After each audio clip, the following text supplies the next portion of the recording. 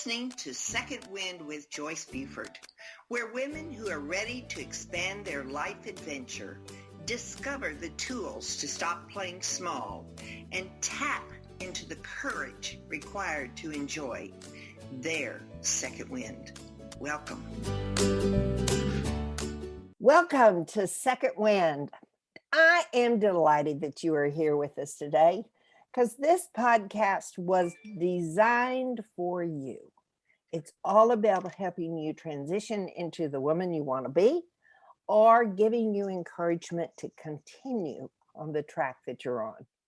All of my guests are women that have transformed their own lives into brighter, more successful, more achieving positions, much closer to their dreams than they had thought possible, and they're loving their lives. So today is no exception.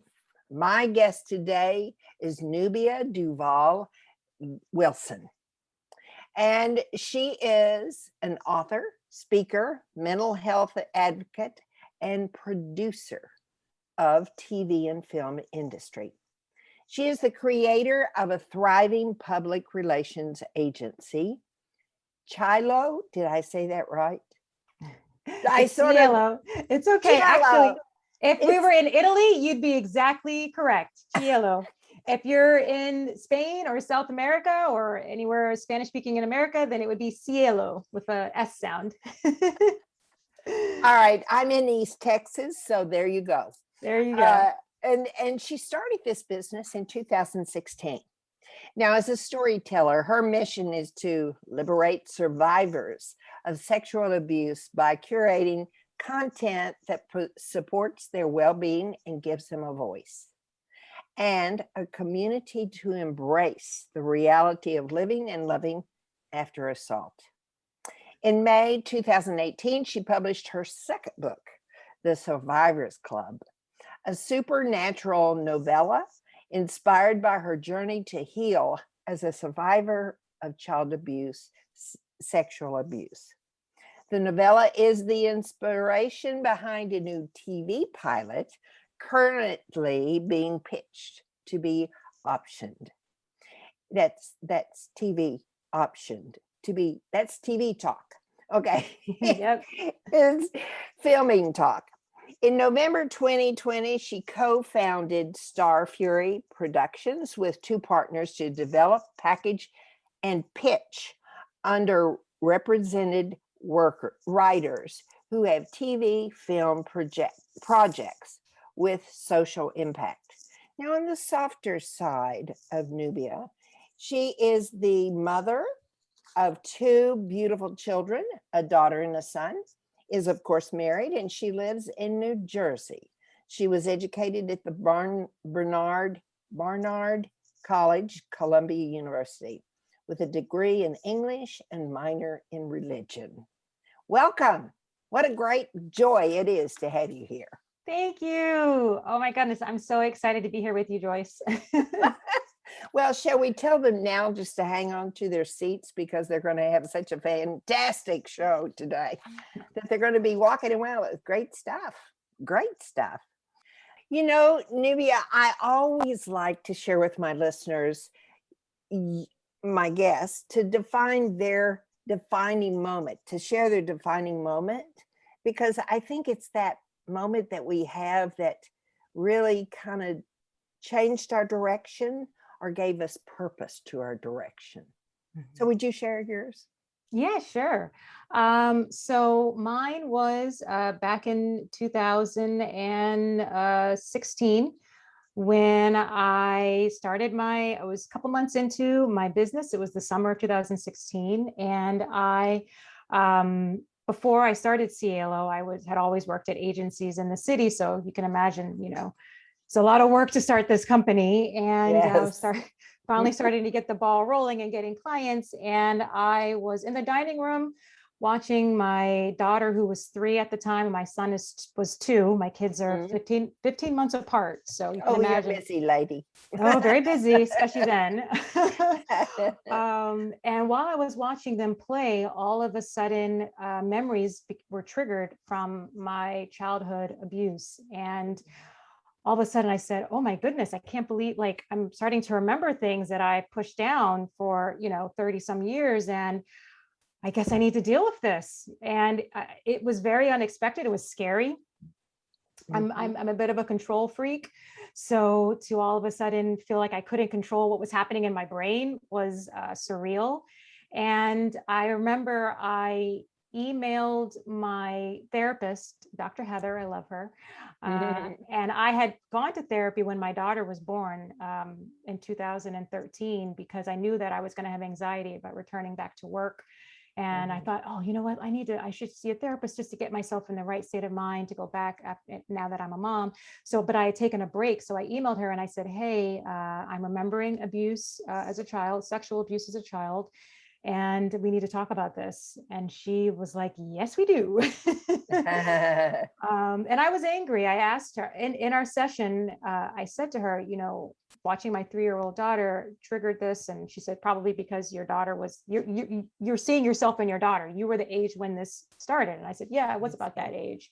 Yeah. And I said, well, why is it happening now? Well, I just started my business. Like everything seems so picture perfect, quote unquote, picture perfect. And she said, because you have the space to deal with this now. It's time. Yeah. I know those memories don't exactly come on our timeline, we think. Right. We're also always surprised when they bite us. I say bite us. I could finish that, but I won't. We just kind of have this reality that says, no, it's like your therapist. It's time. And so that took you some time. About how long did it take you to really become present to what had happened and start healing from that experience?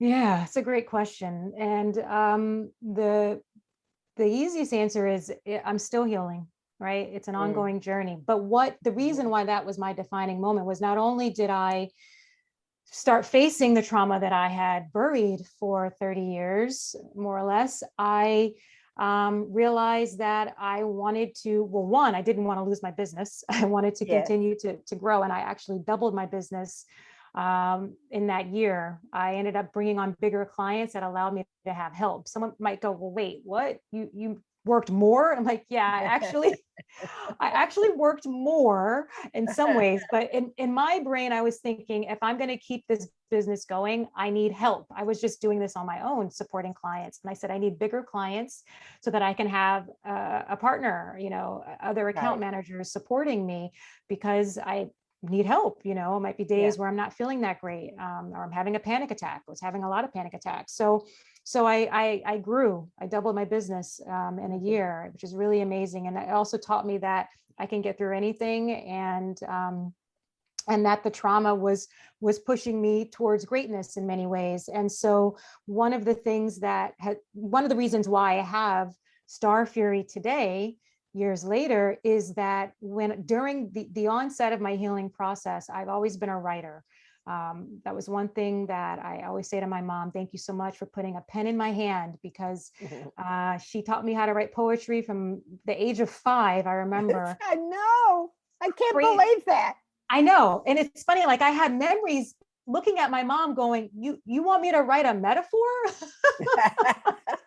And that is, what is that? Right. When I was in first grade and the teacher was talking about similes and metaphors, I was the only person in class that knew what those were. I bet so. Yeah. And so it was pretty amazing. I wrote poetry for all my life and wrote short stories. And so that summer, I was looking back, something just said, look back at some of your old writing. You become, when you start to remember traumatic memories from your past, you start to become nostalgic and think about what your life was like and what you start to dissect things about your life. Oh, well, this is why I was like that. This is why I had that terrible boyfriend that treated me badly, and I found a short story. And the short story, I read it, it was short. So I read it in one sitting and I was like, oh, this story, I wrote this, 4 years prior, and I realized the story was trying to tell me that something had happened to me as a child. And I wasn't dealing with it. And so Right. subconsciously, it came through this story of a boy named Quentin. And it was a supernatural story of 5 strangers who were put in a room. They didn't know why. Mysteriously, they're locked in this room.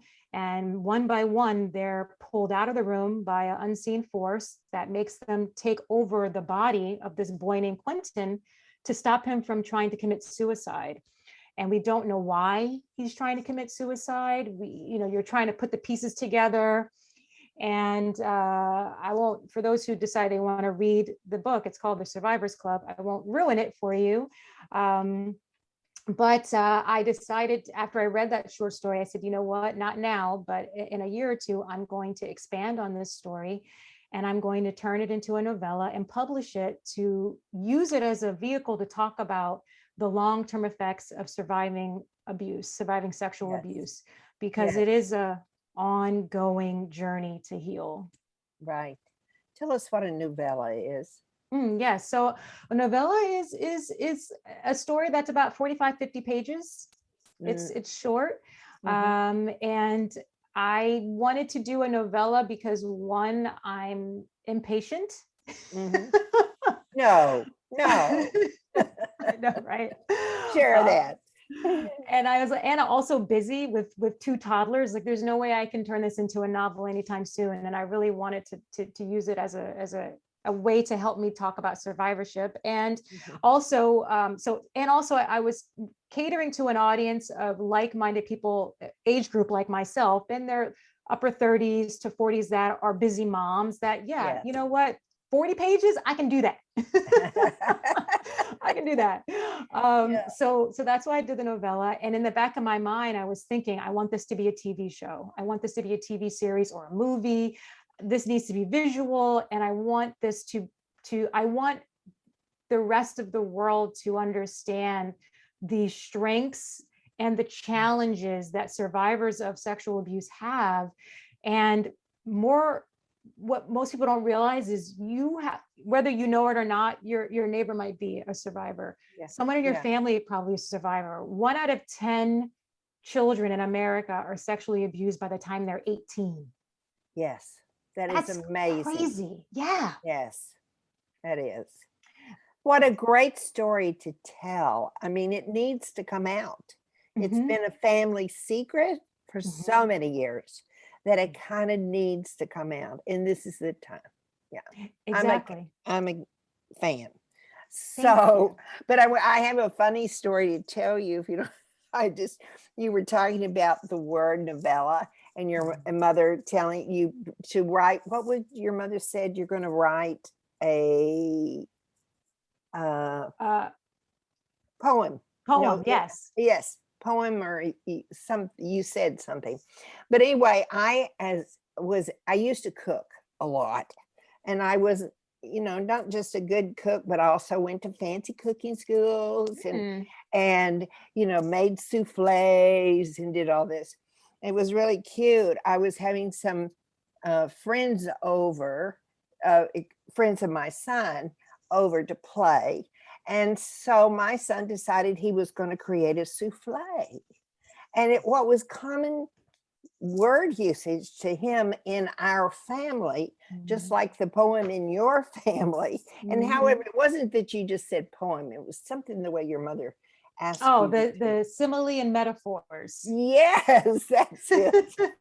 And I thought, wow, I've got a story similar to that, but it's about cooking. But anyway, I think it's so funny, and it's so important for parents to use those big words. Yes. Because our babies can be introduced at early age. They really can become common. Word is so important. So, okay, I'm off my soapbox now as a parent. So you really focused into the TV industry. And I think that's a very interesting, we in East Texas, sitting in our homes watching TV, we kind of go, how would somebody do that? Well, how do you do that? Yeah. So what I learned is once you've decided that you have a goal and a mission, you then tell everybody else that you have this goal and mission, and you manifest it happening by being connected to people who can help you along the way. Ah, And yeah. that's what I did, because, and it's funny because I've had a lot of, in the past couple of months, we've had a lot of meetings with TV execs, and I have the least amount of experience in the TV and film world than my two partners, Naomi Pandolfi and Guy Fort. Love them. And so when I introduce myself, one of the things I say is, look, I have been interested in the arts all my life. When I was 4 years old, I went to the Kennedy Center in DC to learn to take acting classes. Yes. I was a theater kid, and in high school, I was always in the drama club and in the plays, and even in college, tried to get in it a little bit, but ended up doing more journalism for internships. That took up most of my time. So it's always been part of who I am, but more in the background, Yeah. and the writing and journalism took more of a in the foreground. And we were joking, Joyce, the other day we were chatting. I said, when I got into magazine, that was my first job in New York City.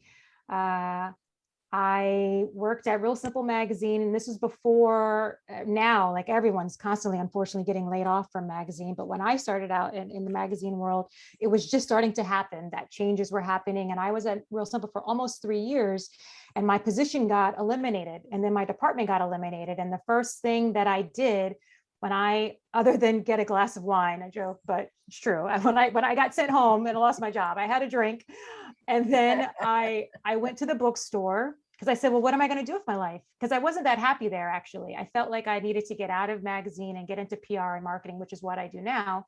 Right. And so I said, well, this is my chance, to kind of reinvent myself. And I did get into PR after that. But in between looking for work, I went to the bookstore and I bought a book on, it was like screenplay writing for dummies or something like that, Yeah.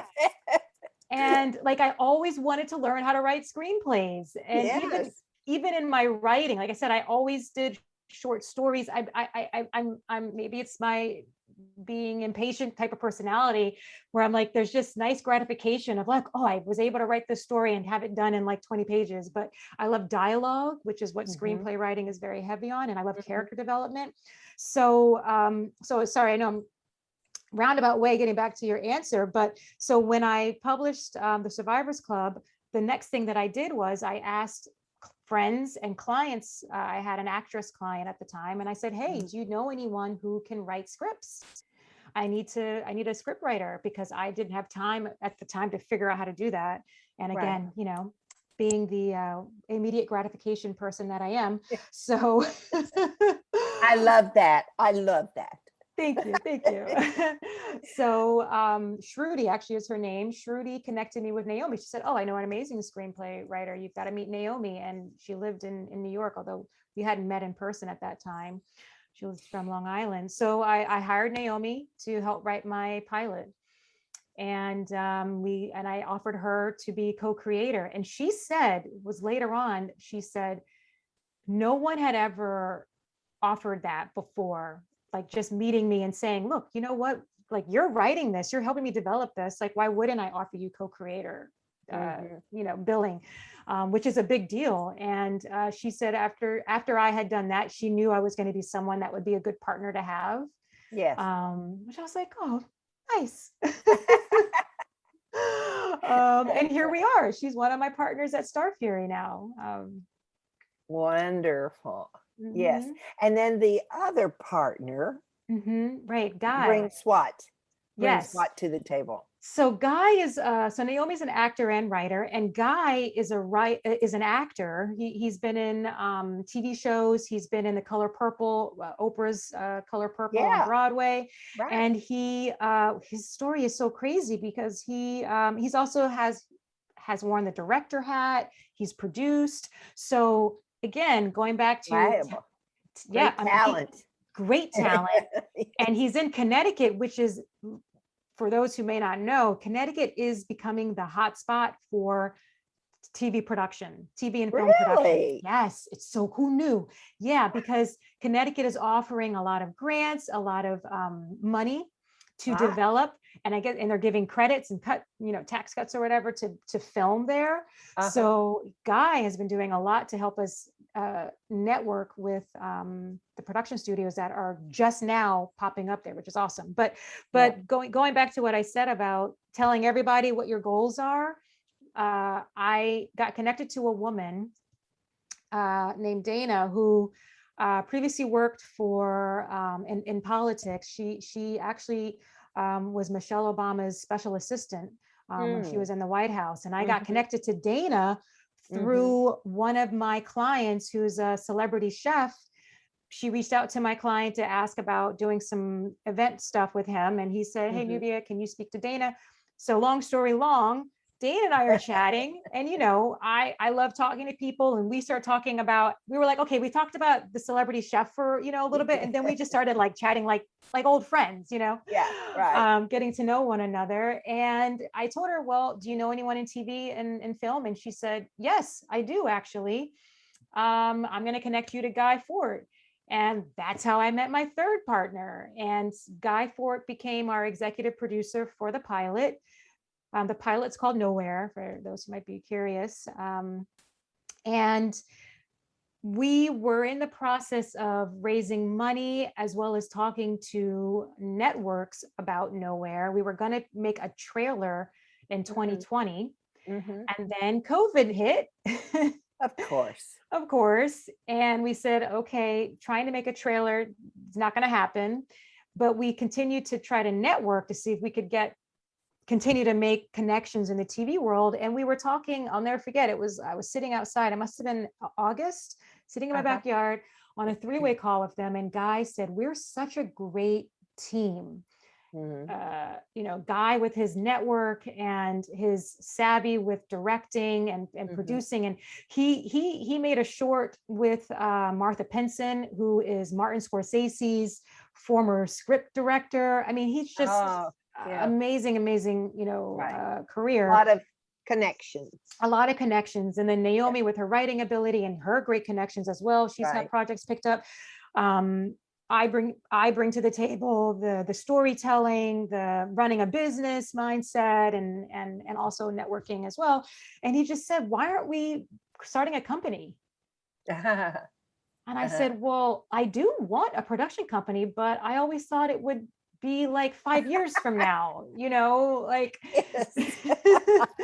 I'm loving this. And Naomi was like, well, we could do it. You don't really need much. It's not like you need a lot of startup money to start a production company. What you need are the connections and the skill set. And I went back to school. That's the other thing, everyone. Like I'm the type of person that can be analysis paralysis. I'm like, well, I haven't even finished writing a script. How am I going to start a production company? And the thing is, like, it doesn't matter. I had gone back to school, and this is before going back to school was trendy, when everyone was on lockdown. I was like, oh, I'm just going to take a master class now. No, it was January when I decided I'm going to go back to school. And I applied to UCLA Extension to do online script writing class for film. So I was learning how to write scripts during the pandemic while trying to keep my business going, while trying to teach my kids at home because they were virtually schooled. Oh, and that's so true. And I'm then getting exhausted here. It's exhausting. No, I know. Even my husband was like, what's going on? How are you even?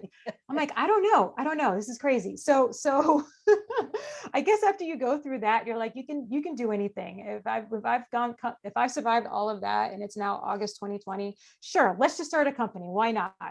Yes. Now, I need to get a little clear here. Now, your marketing markets only for individuals or companies or on social media. Is that it? Yeah. So for Cielo, most of what we do is representing either individuals or businesses, and they're typically small to mid-sized businesses, or we'll also represent solopreneurs, I call them, the entrepreneur that's in their home, Yes. And we provide them with traditional PR, getting them covered in magazines, online, print, TV. We also provide social media support and guidance, marketing support and guidance, and advertising. And it's always in the lifestyle space. So I say to people, we focus on people, places, and products, right? Right. Yeah. And that's Cielo. So does Fury, Mhm. is that right? Yep. Does that do any of those skills intertwine? Mhm. I mean, yes. Yes, they really do. And that's also, it's funny that you say that. So I've always found ways to transfer my skills, Yes. right? And sometimes we get into that analysis paralysis, like I said, where I'm like, but I haven't finished the script yet. Yes. But the truth is, my ability to pitch a good story, to understand what the consumer audience is for various publications, and what the audience wants to read and hear, and how I can help my clients create that brand story that will resonate with the outlet, that will resonate with the editor, who's going to say, yes, actually, that makes sense. I want to write about you. Right. That ability to pitch has transferred to my ability to pitch for Starfury, because not only am I looking and reading the scripts of these script writers, and actually I should explain, Starfury Productions, we launched it to help script writers from underrepresented communities, right? Women in Hollywood don't get enough writing gigs. Yes. And enough roles behind the camera at all. Let's not even go with in front of the camera, but yeah. And then I know people of color, especially Black writers, Black directors, just so many challenges and Hollywood knows, right? I mean, you can Google this and see, like, they know. And it just takes time to continue to break down those barriers. And so what Starfury does is we say, hey, we will be your partner, WeTV or Bravo, or Netflix, or partner for the production company, right? That's being hired by Netflix to make the show or the movie. We will be your partner. We will filter to you amazing content by these writers that wouldn't be on your radar because you just don't have the time to dig and search, right? Yeah. Right? But these people have amazing stories that will do well. They're, and so, and oftentimes those writers don't know how to package. They don't know how to adjust their script in certain ways to make it commercial friendly. They don't know how to then put a pitch deck together. Yes. And that's what we help them do. And so being able to do all that, a pitch. So like pitch deck is like a PowerPoint. Yeah, like a PowerPoint, a PDF that's very visual, that talks about what's the film about, what are the characters, all of that. And it needs to look very professional, and the copy has to be a certain way. So there's a lot of writing, editing. So many of my skills as a writer, from a creative standpoint, a professional standpoint, and building stories for clients and media have been transferred to Starfury. And so for people out there who go, oh, well, I want to change careers, or I want to go into a new industry that I've never been in before, look at the skill sets needed for that industry. I bet you there are things that you already know now that are transferable, and you wouldn't even realize it. Right. Now, when you support somebody like that and help them promote their product and get it into publication or whatever, it's a success story up until that point. It's developed well.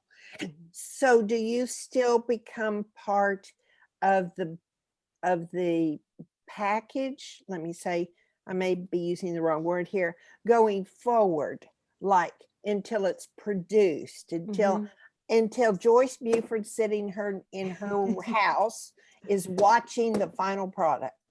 You're part of, you're like a big happy family.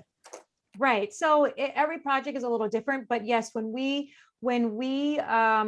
speak to these networks, for example, WeTV, we're talking to them, right, and they love reality shows. We're talking to them about a reality show that with one of our content creators out of Detroit, and if they decide to, fingers crossed, because they're looking at it right now, if they decide to option or sell, rather, if they decide to buy this reality show idea, we won't be the ones to make it. They'll make it in-house, most likely hire their own production company to make it, which is fine. We're good. We're fine with that.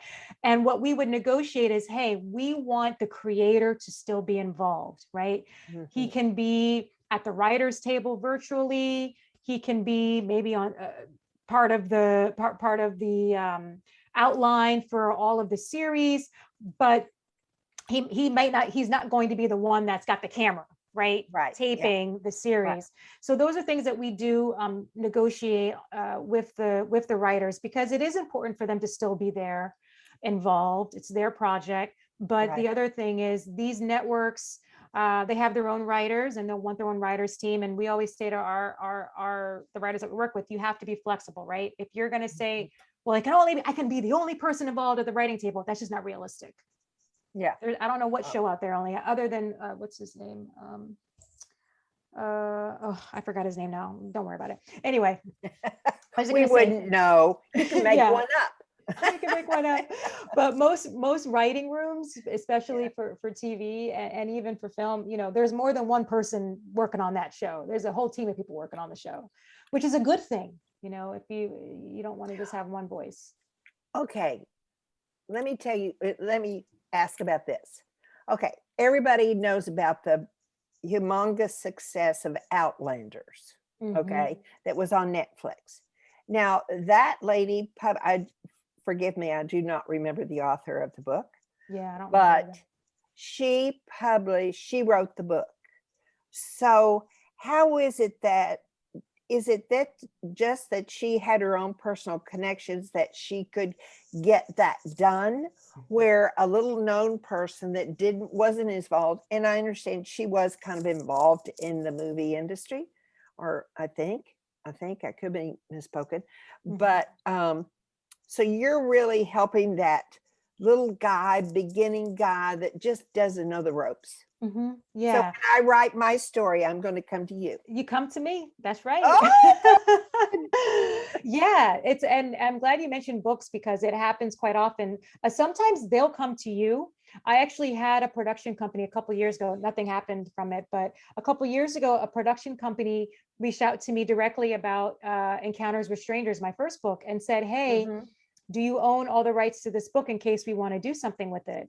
And I said, yes, I do. And let me know if you want to have a call. So that can happen. The other thing is you can do an adaptation, right? Where you can, so actually we're doing that right now. We have a writer, and my worlds always collide. This writer is, he writes travel for Forbes, as well as Business Traveler. And he also does creative writing, and has a novel that he's working on inspired by his grandmother, who was in a concentration camp during the Holocaust. Oh. Yeah. And this is going to be so different than any other Holocaust film out there. And so he's literally writing the novel right now, and we're writing a script. And the thing is, so this is a great example, because let's say we said to Michael, we don't need your novel to be done. You can give us your outline of where you're going with the novel so that we can understand the storyline and the characters, but the movie is going to be different anyway. And people will get upset, like, oh, I went to go see the movie that was based on, Eat, Pray, Love or whatever, and they changed it in this. It's like, yeah, because it's a movie. You mean changed it from the book? Yeah, right, exactly. They change it. It's not always exactly the same, because movies have a formula. There is a certain formula. And it's funny, because people will go, oh, you can break the formula. You can break the formula here and there. Like a Quentin Tarantino can break a formula, but he can break a formula because he's been doing this for how many decades now? Yes, right. Okay.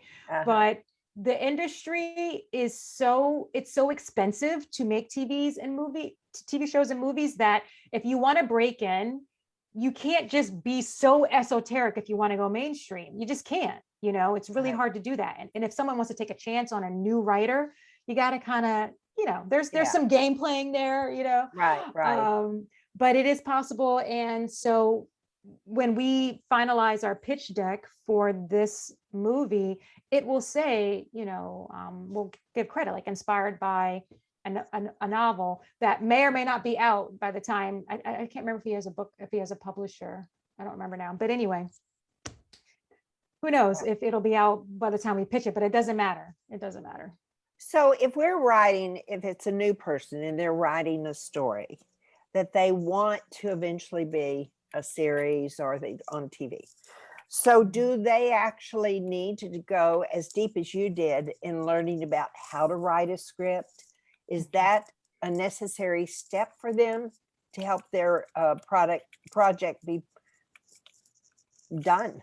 Right. Get done. I would say the more that you know the craft, the better.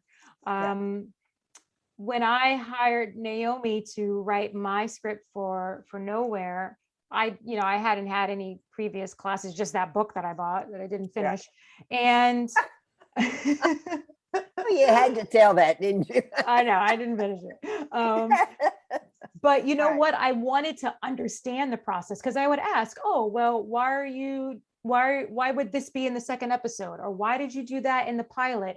And she would say, oh, well, because, with pilots, it has to be like this, or, you wouldn't keep doing this. You would do it this way because it's TV.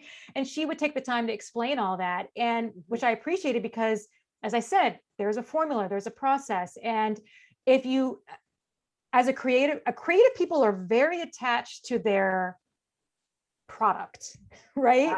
Yes. And so if you're going to be the person that goes, well, it has to be this way and can't be flexible, then you're going to have a hard time going into TV and film, because it's not always what you want. There's an audience. This is a business, right?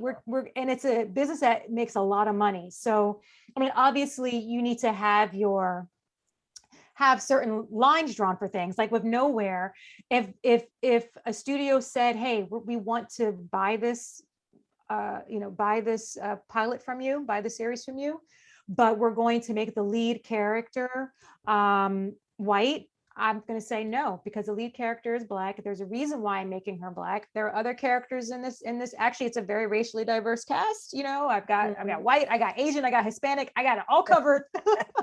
Good. All ages covered, but the lead is going to be a woman of color. And so my point is, look, there definitely, when it comes to your values and what you want from a storytelling perspective, certain things that you're just going to draw the line on, but you have to be flexible too, because it's a booming business. Right. Yeah. Mm-hmm. Yeah. What do you like the most about your life right now? Oh, that's a good question. I like my freedom. Yeah. Mm-hmm. I really but value. You don't sound like you're free. You've got all these responsibilities. So yes. What does freedom look like for you? Freedom for me is creating my future the way I want it. Yeah. And I've been thinking about this a lot lately. When I first working in a very corporate environment at Real Simple, was under timing. Yeah, it got bought, but it's a very corporate environment. And my upbringing was my therapist says my upbringing was very bohemian. I never thought of it that way. I was like, I'll take it. Sure. I mean, my dad is an artist. He played drums. Also did oil paints and acrylic. So my dad was an artist. My mom was more of the breadwinner. And anyway, I realized, first being in corporate, then being in smaller companies, and not having the freedom to pick my clients when I was at the smaller agencies, the boutique agencies where I worked, which were amazing places, but not being able to pick my clients, not being able to pick how I wanted to grow professionally sometimes, because just the way it is when you're working for someone else. Mm-hmm. And once I used to think to myself, I don't know if I'm cut out for this traditional path of just climb the corporate ladder and one day you'll be a VP, and I need to have more flexibility with my life, my personal life. Like if I want to spend the weekend in DC where I'm from and visit friends because I need to get away and have some alone time without the kids, I need to be able to do that and not have to go and ask 5 different bosses. Is it okay if I leave Thursday? And look, I know everyone goes, well, yeah, everybody wants that dream. Well, for me, I really put so much stock into that. I quit my job, you know. Whoa, that's commitment.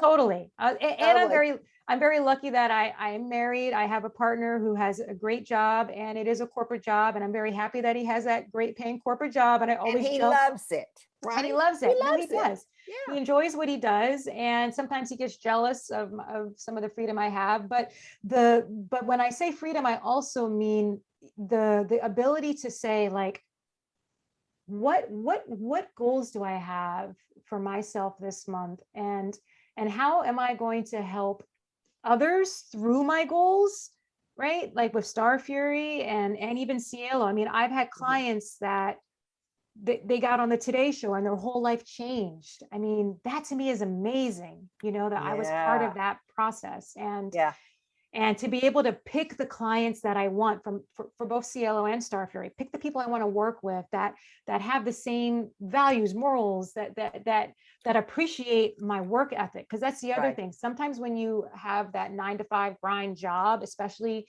in PR, it's often a thankless job. Yeah.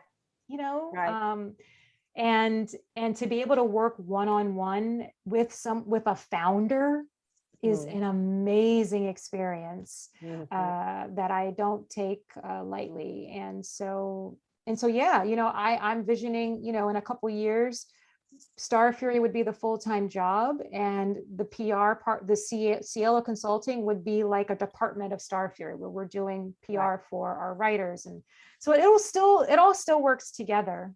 Yeah.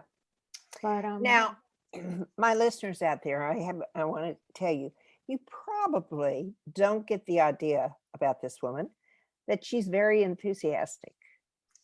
I did. And we do a little pre-interview. And I mean, I was so charged after. I'm always charged with my visitors, but my guests, because they're all such exciting, wonderful people. But I walked away saying, that girl's got enthusiasm. She is so excited about life. And you shared with me the importance of your vision, which has always been film, even from a very early age. But you looked at all of the opportunities that came in your life that maybe took you off path, that could have seemed it took you off path. But tell me about how you monitored those. You really looked at them differently than some people would. So share that. I think, thank you. I think it's because I traveled so much, especially from a young age. I mean, the first time I traveled, I was like 13 with my school, middle school. I'm not going to talk about that trip, but we went to France and Spain. But 13's a tough age. Oh, such a tough age. Oh my gosh. But traveling at a young age and then continuing to travel, I studied in Spain in college, lived in Paris for a month before studying in Spain because I had a French boyfriend at the time, and I was I'm liking this. Oh, that was crazy. And being allowed me to learn how to be flexible and see that things might not go the way I had planned, but that's okay. There's a reason why it's happening, and you and go with it, you know. And I think being at a young age and traveling and getting lost and, you know, not really speaking the language very well. And when I graduated from college, I went to Taipei, Taiwan. I worked in New York for 3 months I got an internship at a nonprofit called Do Something, which is still around today. It was a great experience. And then I jumped on a plane in September and went to Taipei, and I didn't speak any Mandarin, and I knew one person there, and who ironically happened to also decide to go to Taiwan. She and I were in college together. And I said, at the time I was thinking, I want to go to China because I want to learn Mandarin. I already spoke French, you know, it wasn't great, but good enough. My Spanish was really good after studying it in school and living in Spain. And I said, now I'm going to learn Mandarin because I want to be one of those reporters on assignment, and maybe they'll be able to send me to China or wherever. And so that to me made sense. My parents thought I was crazy. They had no idea where I was going. They kept saying, "You're going to Thailand?" No, Taiwan. Yeah, they didn't know where Taiwan was. And it's funny because when I tell Taiwanese people when I live there and I'd say, "Oh, you know, a lot of Americans aren't really sure that you guys exist." They don't know. They're shocked. They're like, "What? They don't know about Taiwan?" Like, yeah, they don't know anything about you guys. Sorry about that, but no. You're a minor country. Very minor.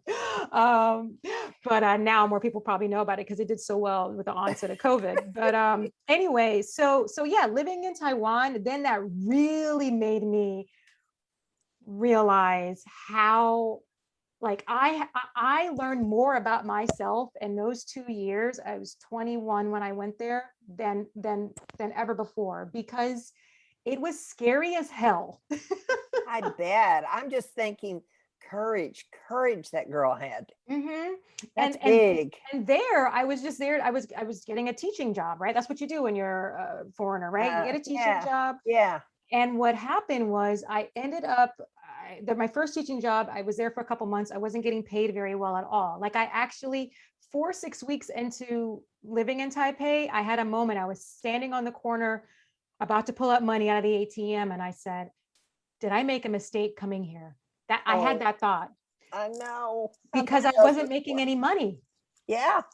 And I was like, everyone else is making money. They were taking 20% taxes out of my pay. I think this was like a weird corrupt thing, but anyway, it all worked out because I ended up getting a second job at a place called Chit Chat. And it was at Chit Chat that I ended up learning more about PR and marketing. I ended up being in charge of the club. I ended up becoming the head teacher after a year, and less than a year. And I didn't want the job either. I was like, you want me to be in charge? They were like, yes. I think that was a good decision. It actually was. Well, the thing was, as a loudmouth, American girl, like, you're doing everything wrong, because it was it was a social club for locals to learn English. And anyway, I'm not going to go into all the reasons why they were doing things wrong, but they just were. And I made them change how they were onboarding students and how we were doing the classes, and we did events. Basically, within 2 years, because of all the changes I told them to do and helping them with their I was on MTV. I helped them with a TV show that we created to promote the club. I was on the radio. They opened up a second club. In 2 years, they opened up a second club. And that was when I was burning out. I was like, I'm ready to go home. And I did. But so all that to say, back to your question, that was where I really learned. I had never run an event. I mean, I helped on like campus events on college, but so many things that I didn't realize, so many skill sets I didn't realize I had were uncovered in my time in Taiwan. And I had a renewed sense of just my ability, and it was exciting at such a young age, Yeah. Well, I think you're a very courageous woman. I really do. But I love that you shared that sometimes those situations, such as deciding to go to Taiwan because of a desire to be more linguistic and more languages. But I think that's pretty reasonable that you would have that thought, did I make a mistake? I've had that thought before sometimes. And I think that's a good question to have come up, because you need to know, yes, you could have made a mistake. So now what are you going to do? Now what are you going to do? End of the world. You just keep moving. You got to problem solve. Yes. And that's what I did. Yeah. I love that you were able to, that you shared that with my listeners, because I think it's so important that our path to success is not always straight. There are lots of turns, and then there are corrections, and then there are, just all over the place. If not, then I promise you're not pushing the envelope. You got to push it to actually get to where you want to be. So wonderful words. I'm so glad you shared that with me, and I'm sharing it with them. Yay. So yay. So we're coming pretty close to the end of our hour. Unfortunately, I could keep on going, but tell my listeners how they can get more information about your social media. If Sure. they've got a story, how do they get hold of you? Yay, yes, thank you. So for Starfury, you can go to starfury.com, and that's where you'll see contact information for us to reach out if you're interested in pitching us your TV or film idea. Starfury is also on Instagram. We just started our Instagram account a couple weeks ago. Like, oh my gosh, another thing I got to add to my to-do list. But yeah, so on Instagram, we're at Starfury Productions. Mhm. And sorry, let me make sure I said the URL right. Starfuryproductions.com is our website. And then for my personal Instagram account, where I talk a lot about mental health, I talk about survivorship, but I also talk about mental health and wellness as well. And so a lot of people who follow me are into that, but they might not be survivors. And that's Nubia D. Wilson on Instagram, Nubia Wilson on Facebook, and then my website is nubiaduval.com, just to confuse people, because Duval is my maiden name and I didn't give it up because it's awesome. So I it's a nice one. Yeah. But I did take Wilson. I appreciate my husband. So yeah, those are the main places. And if anyone is interested in PR, Cielo Consulting, CIELO is Cielo, but cieloconsulting.biz. Because I obviously this is, my ongoing paying job, and I do love PR. So I'm really picky about the clients I get these days, because I'm balancing both businesses, and I want to make sure that I only take a few clients on at a time. But yeah, it's been an amazing experience doing this, and thank you so much for having me talk about all that I've done. I really appreciate the platform, and I love your show. So thanks. So if anybody has a question about where to start with their story, they can just go to the website. Yeah. Or yes, they can go to starfuryproductions.com. Starfury. Yeah. Yep. Okay. All of our contact details are on that site. Right. Which is rare for a production company. Production companies, normally you will never be able to contact them. Really? Oh yeah, they don't want you contacting them because they want to pick their own people to work with. Meanwhile, we're like, reach out to us. Come on down. We're here. Yeah, we're here to help. All right. I have 2 questions I ask everyone. This is your time to help another traveler go on their journey. What's the most powerful decision you made toward your success? Oh gosh, powerful decision. Asking others for help. I love it. Yeah. That is so good. How Yeah. many of us think we can do it by ourselves? I used to think that, and I'm so happy I stopped. I can't do this alone. Yes, it's really, really important. I love that one. Thank you. Mm-hmm. Now, what is success for you? Oh my goodness. This is going to sound really crazy, and I don't know if I'll ever get there. That's the problem, is feeling like I'm done. I don't know if I'll get there. I can't stop. Like, I'm constantly thinking I haven't done enough.